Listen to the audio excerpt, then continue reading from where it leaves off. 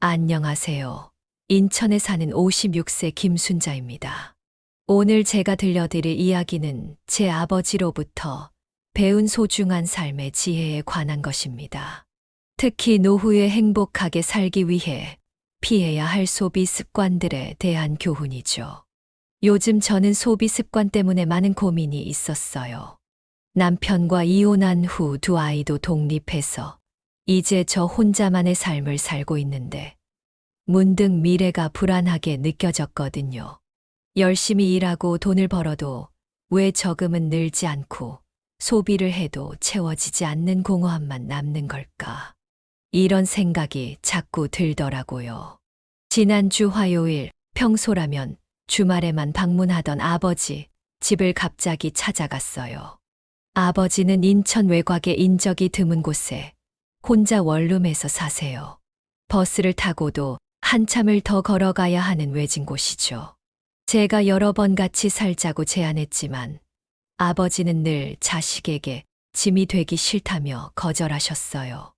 아버지 집에 도착해서 초인종을 눌렀는데 아무 응답이 없었어요. 걱정이 되어 익숙하게 비밀번호를 눌러 안으로 들어갔죠. 집 안은 이상하리만큼 고요했어요. 아버지가 화장실에 계실 거라 생각했는데 화장실 문은 굳게 잠겨 있었어요. 아버지, 거기 계세요? 제가 문을 두드리며 여러 번 불렀지만 대답이 없었어요. 순간 아버지가 화장실에서 쓰러지셨을지도 모른다는 생각에 너무 겁이 났어요. 문 손잡이를 부수려고 집 안에 있는 소화기를 찾아 들고 있는데 현관문이 열리는 소리가 들렸어요. 뭐 하는 거야? 놀란 표정으로 서 있는 아버지를 보니 안도감과 함께 눈물이 날 것 같았어요. 아버지, 어디 갔다 오신 거예요? 화장실에서 무슨 일 있으신 줄 알고 너무 놀랐잖아요. 문 부수려고 했어요. 아이고, 그랬구나. 미안하다. 화장실 문이 고장 난 지 좀 됐어. 앞집 화장실 쓰면 돼. 말씀해 주시지 당장 사람 불러 고쳐드릴게요. 근데 어디 갔다 오신 거예요? 아, 동네 한 바퀴 돌면서 폐지 좀 주웠어. 아직도 폐지 줍고 다니세요? 이제 그냥 좀 쉬세요. 난 아직 건강에 운동도 되고, 소소하게 용돈벌이도 되고. 아버지의 말씀에 가슴이 아팠어요. 예전에는 회사에서 후배들에게 존경받는 상사였고, 퇴직 전까지는 여유로운 생활을 하셨던 분인데, 지금은 폐지를 주어 용돈을 마련하고 계시니까요. 여기 10만 원 놓고 갈게요. 나 돈 충분해. 내가 맛있는 거 사 먹어. 늘 제가 드리는 용돈도 받지 않으시려고 해요. 자존심이 강하신 분이라 자식에게 의지하는 것을 싫어하세요. 근데 웬일로 평일에 왔어? 보통 주말에만 오는데. 아버지의 질문에 제 고민을 털어놓기 시작했어요. 그게 요즘 자꾸 불행하다는 생각이 들어서요. 그러다 보니 소비를 하게 되고 소비를 해도 마음은 안 채워지는 악순환이 반복되는 것 같아요. 모아놓은 돈들도 줄어들기만 하고 그러면 또 불안감이 몰려오고 나이 들면 아무래도 돈이 중요하잖아요. 근데 어떤 소비를 줄여야 할지 모르겠어요. 아버지는 잠시 생각에 잠기시더니 말씀하셨어요. 그럼 사람을 잘못 찾아온 것 같은데 이 아빠가 지금 왜 이렇게 살고 있는지 너는 알잖아. 아버지의 말씀은 저에게 충격처럼 다가왔어요. 그렇죠. 아버지는 한때 부러움을 살 만큼 좋은 생활을 하셨어요. 하지만 퇴직금을 막내딸의 결혼 비용으로 다 쓰셨고, 취미 생활에 지나치게 많은 돈을 쓰셨죠. 국민연금을 받으시지만 모아놓은 목돈이 점점 빠져나가더니 거의 없어졌어요. 어머니가 돌아가신 후에는 더욱 힘든 노후를 보내고 계시고요. 아버지처럼 후회하기 싫어서 이렇게 찾아왔어요. 저도 소비 습관이 걱정돼서요. 아버지는 미소를 지으시며 말씀하셨어요. 나를 불행하게 만드는 소비가 몇 가지 생각나는구나. 제일 먼저 생각나는 건 취미 활동에 지나치게 많은 지출을 했다는 거야. 취미 활동이요. 그래도 나이 들면 취미 활동 하나쯤은 가지는 게 좋지 않아요? 그렇긴 하지 문제는 돈이 많이 나가는 취미에 꽂히면 그때부터 주머니에서 돈이 줄줄 새는 거지. 아버지의 취미는 사진 찍기와 골프, 그리고 낚시였어요. 이 이야기를 듣다 보니 제 자신의 모습이 겹쳐 보였어요. 카메라도 자주 바꾸셨나요? 찍다 보니 아쉬운 점들이 생기고 또 욕심이 생겼어. 더 비싼 것들을 찾게 되는 거지. 아버지 골프도 치셨죠? 맞아. 골프도 한 번 치면 몇십만 원 깨지는 건 기본이었다. 하지만 제일 아까운 소비는 아무래도 술이었던 것 같아.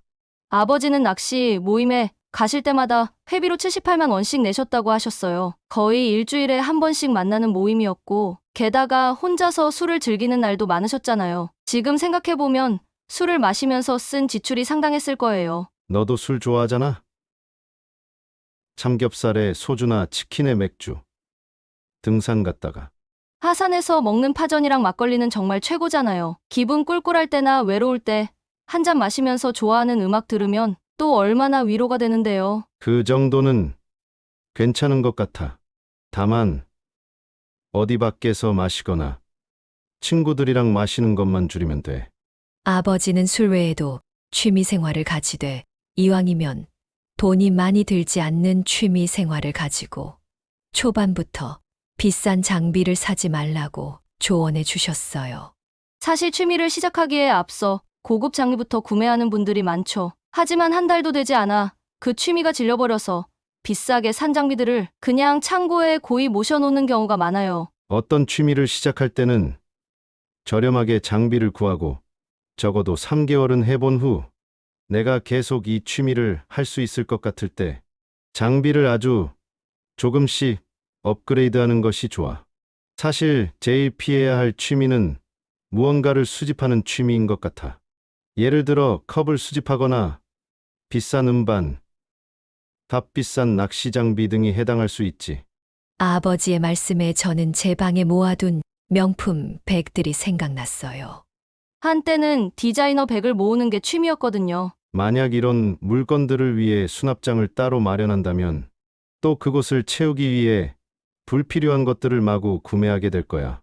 물론 나중에 비싸게 팔 수 있는 물건들이라고 투자라 생각할 수도 있지만 대개는 그런 것까지는 고려하지 않아. 맞아요. 처음엔 투자 가치가 있다고 생각하고 샀던 백들이 지금은 그저 옷장 한 편을 차지하고 있을 뿐이죠. 가끔 꺼내보면 기분은 좋지만 실제로 사용하는 건 그중 몇 개뿐이에요. 이런 취미들은 지향하는 것이 좋고 만약 무언가 즉흥적이고 충동적으로 구매하고 싶은 물건이 있다면 지금 당장 구매하는 것이 아니라 일주일 후에 사자고 생각하는 것이 좋아. 만약 그때까지 사고 싶은 마음이 들면 구매를 하는 거지. 하지만 대개는 일주일 사이 구매하고 싶은 욕구가 사라져 버리는 경우도 많아. 아버지의 조언이 마음에 와닿았어요. 저도 충동적으로 물건을 사는 경우가 많았거든요. 특히 온라인 쇼핑을 하면서요. 돈이 많이 드는 취미는 정말 피해야겠네요. 그 다음 두 번째는 뭐예요? 이 아빠는 사실 그것 말고는 생각이 잘 안 나는데 날도 좋은데 밖에 좀 걸으면서 얘기할까? 여기 목욕탕 아주머니한테 한번 물어보자. 아버지는 그렇게 저를 근처 목욕탕으로 데려갔어요. 목욕탕 여주인은 반갑게 아버지를 맞이했어요. 목욕탕 주인은 나이가 70대 중반인데도 아직 목욕탕을 운영하는 것이 대단해 보였어요. 할머니, 이제껏 돈 쓴 것 중에 제일 후회되는 게 뭐예요? 제가 목욕탕 여주인에게 물었어요. 갑자기 와서 무슨 뚱딴지 같은 소리래? 옆에는 딸내미, 아버지는 고개를 끄덕였어요. 돈 쓴 것 중에 후회되는 거라. 지금 생각해보면 남들에게 잘 보이려고 했던 소비가 제일 후회되지. 목욕탕 여주인은 머리하는데 드는 돈과 피부과에 쓴 돈을 합하면 집도 한 채 샀을 거라고 과장해서 말했어요. TV에 피부과 원장님이 나와서 피부에 돈 쓰지 말고 자외선 차단제를 바르라고 하더라. 그리고 피부에 큰 돈 들일 이유가 없다고 했는데 내가 그걸 미리 들었어야 했는데. 목욕탕 여주인은 조금 더 어려 보이기 위해 눈 밑 지방 재배치 시술을 받기도 했대요. 하지만 마음에 들지 않아 과도하게 시술을 하게 됐고 이후에 눈매와 인상이 날카로워져서 후회했다고 하셨어요. 얼굴에 칼을 대는 순간 평생 지워지지 않을 흉까지 남게 됐어. 이뿐 아니라 명품에 지나치게 집착을 한 것도 후회했다고 하셨어요. 물론 나이 들어 외모를 가꾸는 것은 중요해. 하지만 이는 자연스럽게 보이고 깔끔하면 되는 것이지. 한 살이라도 어려 보이기 위해 지나치게 시술을 받고 명품으로 치장하는 것은 오히려 더 초라해 보이기도 해. 목욕탕 주인의 말에 제 자신의 모습이 떠올랐어요. 저도 모임에 나갈 때마다 비싼 옷과 가방을 고르는데 많은 시간을 보내고 다른 사람들의 시선을 의식하며 소비했거든요. 물론 명품도 하나 정도는 있는 것은 괜찮지만 여러 개를 욕심내고 지인들에게 꿀리지 않기 위해 구매하는 것은 절대 바람직하지 않아. 이렇게 남을 의식해서 하는 소비는 사실 내 마음에 허영심이 가득 차 있는 것이 원인일 수 있어. 허영심의 사전적 의미는 자기의 분수에 넘치고 실속이 없이 겉을 화려하게 꾸미려는 마음이야. 이런 소비를 하기 전에는 항상 내가 다른 사람들의 시선을 너무 의식하는 것은 아닌지 고민해 보는 것이 필요해. 안 그래도 모임하는 동생들이 자꾸만 명품 자랑을 하나 봐요. 저도 사야 되나 했거든요. 제가 딱 그런 허영심이 있었던 것 같아요. 저는 솔직하게 제 마음을 고백했어요. 친구들 모임에 나갈 때마다 새 옷이나 가방을 사야 할 것 같은 압박감. 그리고 그들에게 뒤처지지 않으려는 마음. 남의 시선을 의식한 소비가 제 재정 상태를 악화시키고 있다는 것을 인정할 수밖에 없었어요. 아버지는 제 말에 공감하는 표정으로 고개를 끄덕이셨어요. 목욕탕 주인과 이야기를 마치고 나오면서 아버지는 또 다른 곳으로 저를 데려가셨어요. 이제 집에 가는 거예요? 잠깐 들릴 때가 있어. 아버지는 자기 집과 멀리 떨어지지 않은 곳에 혼자 사는 지인의 집을 방문했어요. 여긴 어디예요? 여기 와서 친해진 사람인데 성격이 아주 좋아서 가끔 놀러 오곤 해. 아버지는 익숙하게 배를 눌렀어요. 곧장 문이 열렸고 아버지의 지인 박 씨가 아버지를 반겼어요. 누구야? 내 딸이야.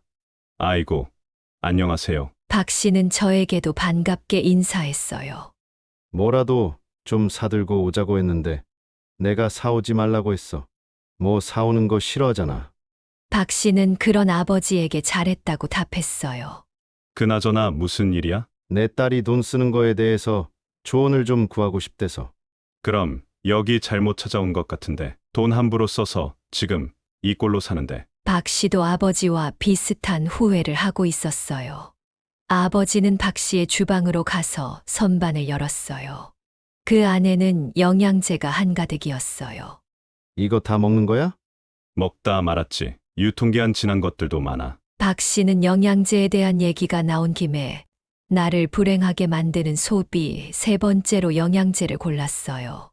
난 이전부터 건강이 제일 중요하다고 생각해서 많은 영양제를 복용했어. 무조건 많이 먹으면 좋을 거라고 생각해서 영양제를 밥 대신 먹기도 했지. 사실 건강에 대한 관심이 지속적으로 높아지면서 우리나라의 영양제 산업이 끊임없이 성장했어요. 심지어 영양제를 먹다가 폐가 부른다는 말까지 있대요. 실제로 질병관리청에 의하면 2020년 기준 국민 전체 중 약 45%가 영양제를 섭취하고 있으며 이 중 절반 이상이 2개 이상의 영양제를 복용하고 있어 50세에서 64세인 사람들의 30% 이상이 3개 이상 제품을 동시에 복용하고 있다고 해. 저도 건강을 위해 여러 종류의 영양제를 챙겨 먹고 있었기 때문에 박 씨의 이야기가 남의 일 같지 않게 들렸어요.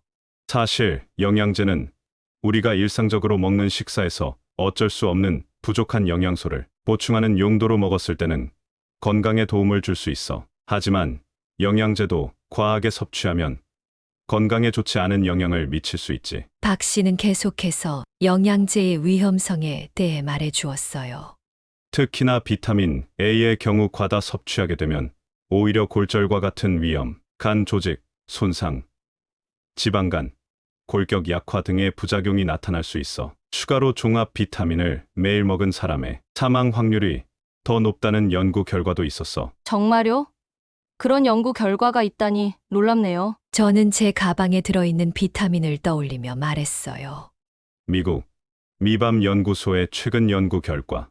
연구를 주도한 교수는 수명 연장을 위해 종합 비타민제를 복용하는 것을 지지하지 않는다는 입장을 밝힌 바 있어. 이 연구는 20년 이상 추적 관찰된 성인 약 39만 명을 대상으로 이루어졌는데 참가자들의 평균 나이는 61.5세였고 만성 질환 병력이 없는 대체로 건강한 사람들이었어. 결과는 어땠나요? 연구 기간 20년 동안 초기 참가자 39만여 명 중 약 16만 5천 명이 사망했는데 이 중 매일 종합 비타민제를 섭취한 건강한 사람들은 비타민을 먹지 않은 사람들보다 사망할 확률이 4% 더 높았어. 와, 정말 충격적인데요. 즉, 매일 종합 비타민제를 섭취해도 심장병이나 암과 같은 다른 질환으로 인한 사망 위험을 줄일 수 있다는 아무런 증거도 발견하지 못했을 뿐 아니라 이 실험을 한 연구자들은 비타민, 미네랄 같은 영양제 유행에 동참해 돈을 낭비하지 말라는 경고까지 했어. 박 씨의 말에 저는 집에 있는 많은 영양제 병들이 생각났어요.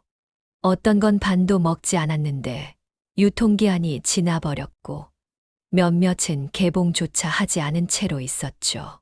물론 특정 상황에서는 종합 비타민이 유용하게 작용할 수 있다는 연구도 있어. 조지 워싱턴 대학의 바나드 박사는 역사적으로 선원들이 비타민 C 덕분에 궤열병에서 벗어날 수 있었다며 베타카로틴, 비타민 C, 비타민 D, 아연 등은 시력 상실로 이어질 수 있는 노화 관련 항반 변성을 늦춘다고 설명했어. 그렇군요. 완전히 안 좋은 것만은 아니네요. 하지만 이 교수도 종합 비타민제가 장수에는 큰 도움이 되지 않는다며 이보다는 다양한 영양소와 섬유질을 제공하는 건강한 음식을 섭취하는 것이 더 좋다고 덧붙였어. 제 집에도 영양제가 참 많은데 영양제보다는 야채를 많이 사서 먹어야겠네요. 벌써 이 집에 와서 하나 배웠지? 박 씨는 웃으며 말했어요. 그리고 이어서 말을 이었죠. 또 생각나는 건 싼 것만 찾는 소비를 지향하는 거야. 박 씨는 영양제에 이어 나를 불행하게 만드는 소비, 네 번째로 싼 것만 찾는 소비를 하지 말라고 조언했어요. 물론 싼 것을 사는 게 더 이득이 되는 물건도 있는데 어떤 물건이나 옷의 경우는 오히려 싼 걸 사면 자주 망가져서 오히려 자주 사게 되고 돈을 낭비하게 되는 경우도 있어. 저는 요즘 항상 최저가만 찾아다니며 물건을 구입했던 제 습관이 떠올랐어요.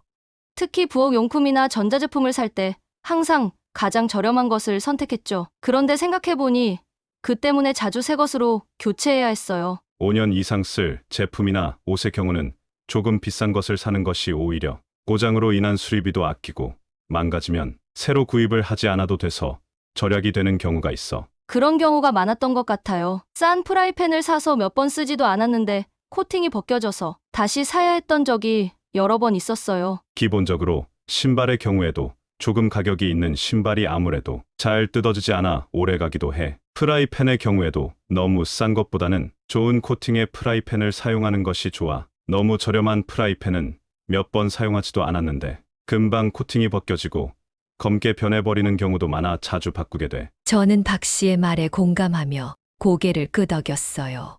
그동안 저는 할인이나 특가를 찾아다니면서 최대한 저렴하게 물건을 구매하는 것이 현명한 소비라고 생각했거든요. 하지만 그렇게 구매한 물건들이 금방 망가져서 결국 더 많은 비용을 지출하게 된 경우가 많았어요. 물론 비싸다고 다 좋은 건 아닐 수도 있어.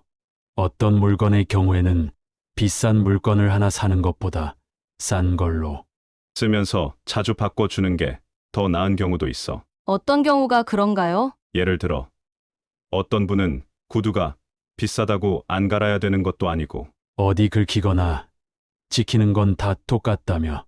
그냥 저렴한 구두를 사는 것이 좋다고 했어. 저렴한 신발이 더 편하고 자기에게 맞는다는 분들도 많이 계셨어. 그렇군요. 무조건 비싼 것만 사는 것도 아니고 또 무조건 싼 것만 사는 것도 아니네요. 이렇듯 무조건 비싸다고 좋은 건 아니야. 하지만 만약 내가 어떤 제품을 샀는데 너무 자주 바꿔야 해서 스트레스를 받고 오히려 더 돈이 많이 나가는 것 같다면 그 제품만큼은 조금 좋은 브랜드의 제품을 찾아보는 것이 좋을 수 있어. 박 씨의 조언을 들으며 저는 제 소비 습관을 다시 생각해 보게 되었어요.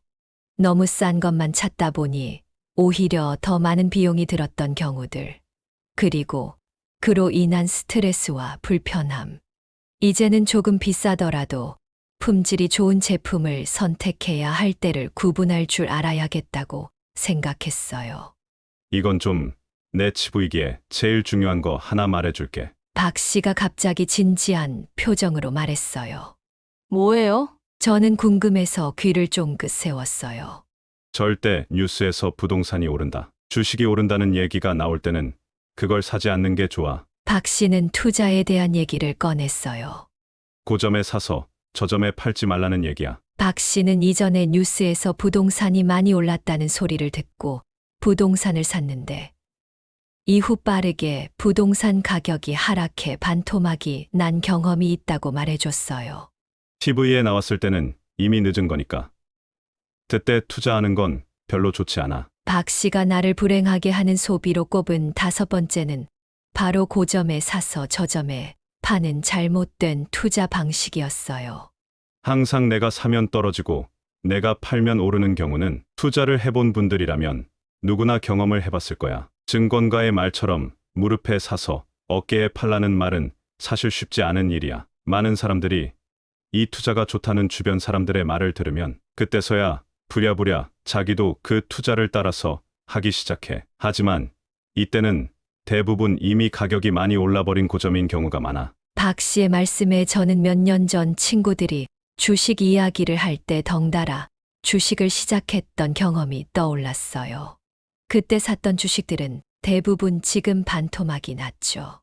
몇 년 전 삼성전자의 주가가 9만 원을 돌파했을 때도 많은 사람들이 더 오를 거라고 생각해 주식을 많이 샀어. 하지만 그 이후로 몇 년이 지난 지금 삼성전자의 주가는 5만 원대야. 만약 9만 원의 주가로 1000주의 주식을 샀다면 지금은 거의 3에서 4천만 원 정도 손해를 보고 있는 셈이야. 저도 그랬어요. 친구들이 다 산다고 해서 저도 고점에 샀는데 지금은 팔지도 못하고 있어요. 이런 경우에는 팔고 싶어도 팔지도 못하게 되고 팔게 되면 큰 손해를 감수해야 해. 많은 분들이 마트에 갔을 때 몇백 원 싼 것을 찾으려고 재료를 비교하지만 정작 큰 돈이 들어가는 투자에 대해서는 남의 말에 휘둘리는 경우가 많아. 박 씨의 말은 정말 제 이야기 같았어요. 저도 항상 장을 볼 때는 100원이라도 싼 곳을 찾아다니면서 투자할 때는 별로 고민도 없이 남들이 한다고 따라 했으니까요. 그래서 만약 내가 투자를 할 생각이 있다면 무조건 공부를 해야 하는 거야. 만약 공부를 하기가 귀찮거나 꺼려진다면 그냥 안전하게 저축을 하는 편이 제일 좋아. 투자 공부는 어떻게 해야 하나요? 노후에 하면 좋은 투자 중에 하나는 배당 투자야. 요새는 월 배당금을 지급해주는 주식이나 ETF가 많이 있어. 저도 비교적 안전한 월배당 주식 종목이나 ETF 투자를 하고 있어요. 이에 대해 궁금하신 분들은 유튜브에 월배당 ETF 혹은 배당주 투자라고 검색해 보신 후에 공부해 보면 좋을 것 같아요. 배당 투자라. 저는 그동안 주식을 살 때 오직 주가가 오르길 바라며 샀지 배당금을 고려해 본 적은 없었어요. 앞으로는 안정적인 배당을 주는 주식에 대해 더 공부해 봐야겠다고 생각했어요. 모든 투자가 마찬가지겠지만 절대로 처음부터 큰 돈을 들여서 하면 안 돼. 처음에는 아주 소액의 돈으로만 투자를 해보면서 주식은 이렇게 하는 거구나 하는 정도로만 해보는 것이 좋아. 맞아요. 저는 처음부터 큰 금액을 투자했다가 큰 코 다쳤어요. 이렇듯 노후에는 시세 차익을 노리기보다는 안전한 배당주 투자를 선호하는 분들이 많아. 이 경우에도 너무 많은 배당금을 주는 경우에는 그만큼 위험성이 있는 상품이기 때문에 지양하는 것이 좋아. 박 씨의 투자에 대한 조언은 정말 현실적이고 도움이 많이 됐어요. 그동안 저는 투자에 대해 막연한 두려움만 있었는데 이제는 어떻게 접근해야 할지 방향이 조금은 잡힌 것 같았어요. 투자는 생각도 안 하고 있었는데 배당금이라는 말이 참 매력적이네요. 그리고 아직 아들들이 대학생이라고 했지. 그럼 나 같은 후회는 절대 하지 마. 박 씨는 마지막으로 나를 불행하게 만드는 소비로 자식들의 교육비를 뽑았어요. 박 씨도 자식들을 위해 젊은 시절 상당한 돈을 썼다고 해요. 하지만 지금 박 씨의 자식들은 박 씨와 마찬가지로 힘겹게 살아가고 있대요. 박 씨는 교육비를 줄여야 한다는 걸 알면서도 자식들을 위해 점점 더 많은 교육비를 썼다며 후회했어요. 지난 12일 통계청이 발표한 2024년 사회조사 결과를 보면 자녀 교육비가 가정 경제에 부담이 된다고 응답한 가구의 비중이 60.9%나 된다고 해. 그 정도로 많은 가정이 교육비에 부담을 느끼는군요. 자녀 교육비 부담 요인으로는 학원비 등의 사교육비가 71.9%로 가장 높게 나타났어. 중고등학교 자녀가 주로 있는 30에서 50대의 경우는 사교육비 등의 학교 외 교육비를 부담스러워했고, 대학생 대학원생 자녀가 주로 있는 60세 이상의 가구에서는 학교 납입금에 대한 부담이 높게 나왔어. 60대가 넘어서도 자녀 대학 학비를 부담한다니 놀라워요. 이처럼 60세가 넘어서까지도 자녀들의 교육비로 많은 돈을 지출하는 것이 현실이야.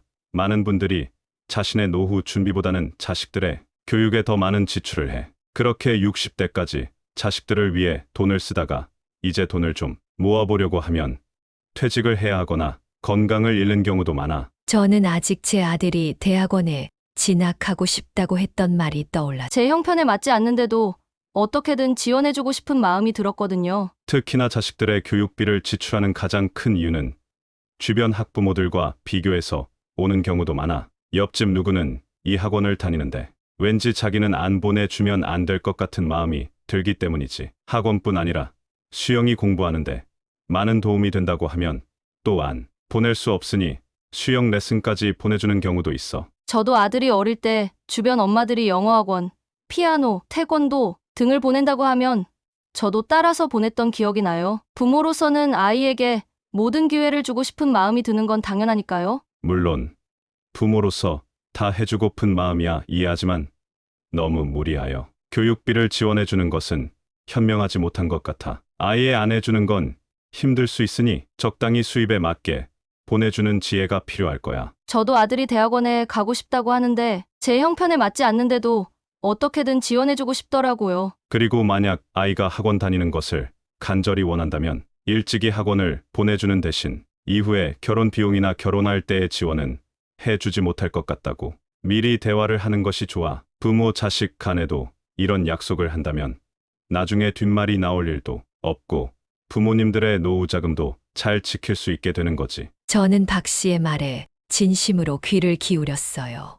제 아들은 대학원에 진학하겠다는 말을 꺼냈고 저는 아들을 지원해줘야 하나 고민하고 있었거든요. 박 씨의 조언대로 아들과 솔직하게 대화를 나눠야겠다고 마음먹었어요. 아들에게 제 상황을 솔직하게 말하고 지원할 수 있는 한계를 명확히 해야겠어요. 그동안 모았던 노후 자금까지 무리하게 지원하는 건 미래의 제 자신과 결국 아들에게도 부담을 주는 일이겠죠?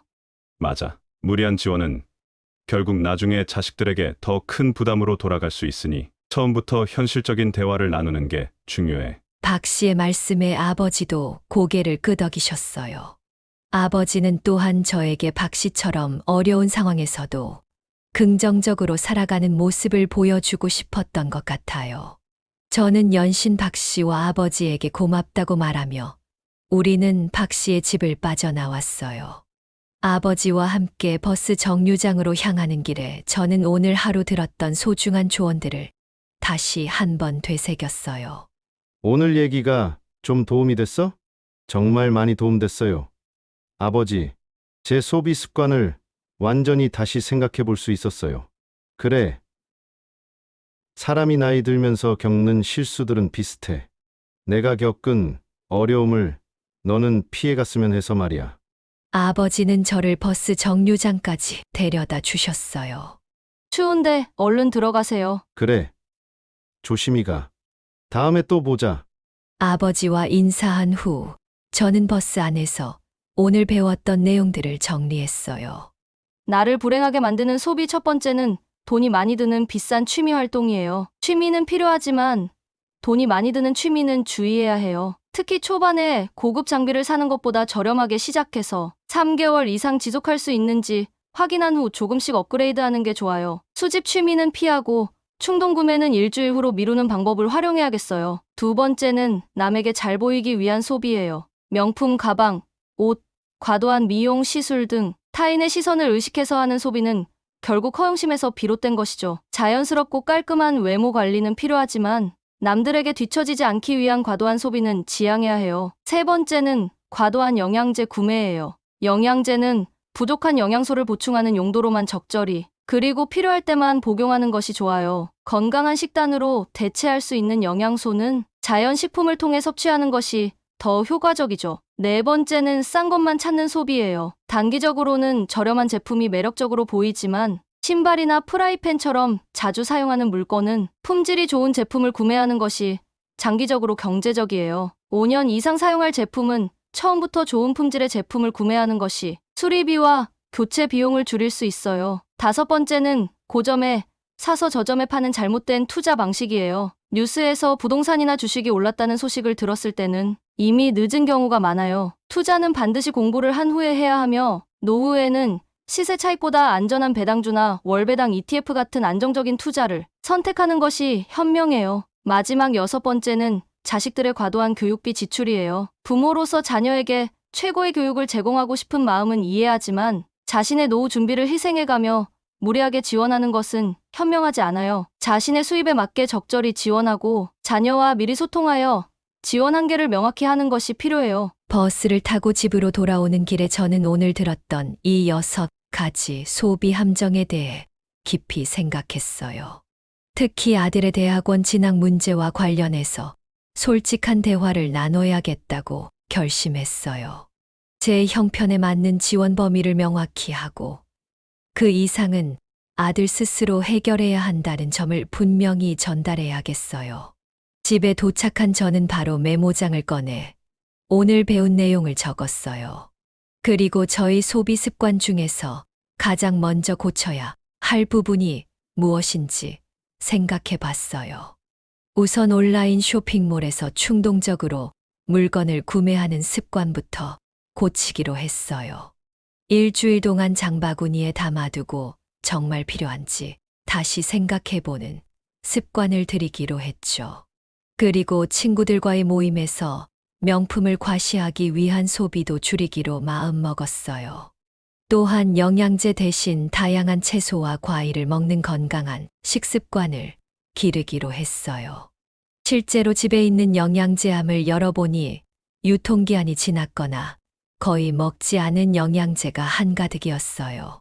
그동안 얼마나 많은 돈을 낭비했는지 깨달았죠. 다음으로는 투자에 대해 공부하기로 했어요. 박 씨가 추천한 배당주와 월배당 ETF에 대해 찾아보고 소액으로 투자를 시작해볼 계획을 세웠어요. 무작정 남들 따라하는 투자가 아닌 공부를 바탕으로 한 현명한 투자를 하고 싶었거든요. 마지막으로 아들과의 대화를 위한 계획을 세웠어요.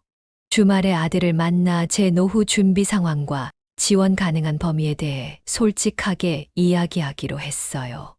무조건적인 지원이 아닌 서로의 현실을 인정하고 함께 해결책을 찾는 대화를 나누고 싶었어요.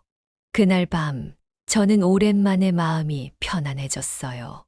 아버지와 박 씨의 조언 덕분에 미래에 대한 불안감이 조금은 줄어든 것 같았거든요. 소비 습관을 바꾸는 것은 하루아침에 되는 일이 아니겠지만 한 걸음씩 나아가면 언젠가는 재정적으로도 정서적으로도 더 안정된 노후를 준비할 수 있을 거라고 믿게 되었어요. 여러분, 지금까지 제 이야기를 들어주셔서 감사합니다. 혹시 저와 비슷한 고민을 하고 계신 분들이 있다면 이 6가지 소비 함정을 기억해 보세요. 그리고 지금부터라도 노후를 위한 현명한 소비 습관을 길러보는 건 어떨까요? 행복한 노후는 젊었을 때부터 준비해야 한다는 말이 있잖아요. 무리한 소비보다는 현명한 소비로 남은 인생을 더 풍요롭게 만들어 나가길 바랍니다. 인천에서 김순자 드림.